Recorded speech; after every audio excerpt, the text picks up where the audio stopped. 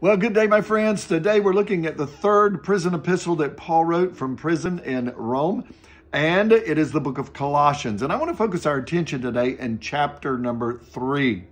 Now, before we do, I just want you to imagine with me just a moment that you're getting ready to go to a formal, maybe it's a party at night. This time of the year would be Christmas party, and you've been working all day and maybe outside and you're dirty, or maybe inside and you've been sweaty. And so you take off those old clothes and get a shower, a bath, get cleaned up, and you put on some good clothes, some new clothes, some things that would appropriate for getting ready for this great event that night. Well, Paul, in a spiritual sense, talks about something similar. And I want us to look and pick it up in verse number 5 of chapter number 3.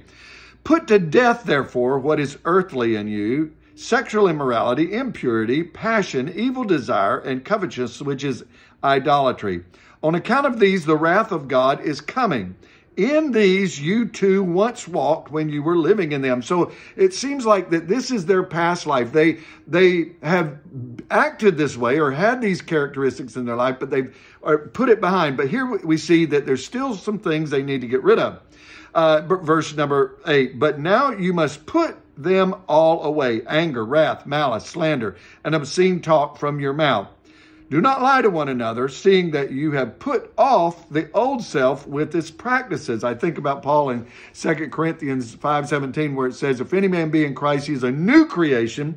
Old things are passed away. In other words, they've changed clothes. The old life is in the past. Now, verse 10, and have put on the new self, which is being renewed in knowledge after the image of its creator. Verse 12, put on then, as God's chosen ones, holy and beloved, compassionate hearts, kindness, humility, meekness, and patience, bearing with one another. And if one has a complaint against another, forgiving each other as the Lord has forgiven you, so you also must forgive.